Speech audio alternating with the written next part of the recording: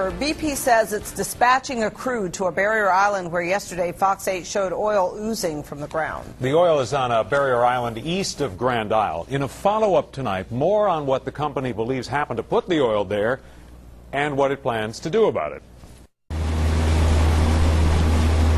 We want to go in right over in that white beach area right there. The oil, first discovered by a team of divers over the weekend, is in a place BP has gotten to know well. We're walking the shorelines, and so we have GPS tracks which show exactly the new high water line. Dr. Ed Owens is a contractor advising BP on cleanup. We're very familiar with this area. We've been in and out of this area probably 3 or 4 times in the past few weeks. And the guy stepped down on the hole and oil just starts squirting out. The no-name island was right in the path of some of the heaviest oil, which may explain why the oil is now gurgling to the top. You press down, Yeah, the oil and that's a crab hole. Yeah, crab hole full of oil. Nature intended the barrier islands to move, one grain of sand at a time.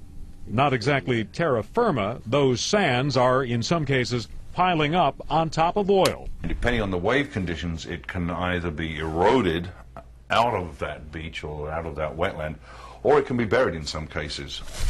BP says 5 or 6 teams of inspectors work virtually every day looking for just such events. In an area like that, we dig pits, we dig trenches, we look for subsurface oil. At the moment, this looks like a dipstick full of fresh BP oil.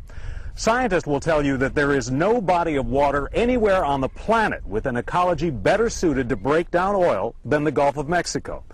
There is simply no way anyone can tell how long this will last.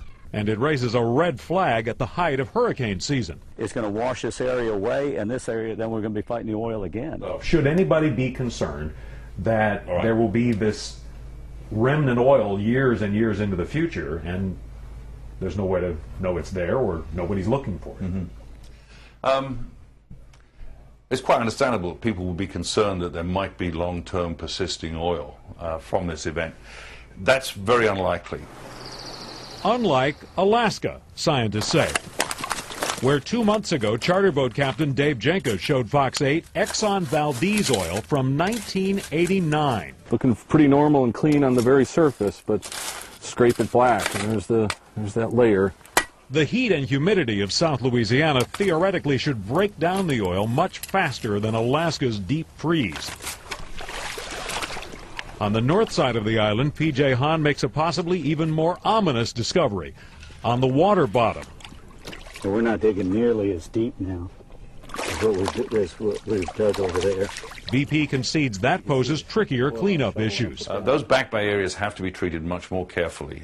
The sediments are much finer. They're wet areas. We don't want to release oil that could have wildlife contact in the area. Cleaning the back bays requires manual labor and encircling the oil with boom to keep it contained.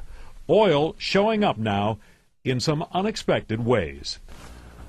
Plaquemines Parish President Billy Nungesser says that he's asked BP for $200,000 for inspections of islands and water bottoms. He hasn't gotten an answer, so Nungesser says next week he'll ask the parish council for $100,000 to jumpstart testing.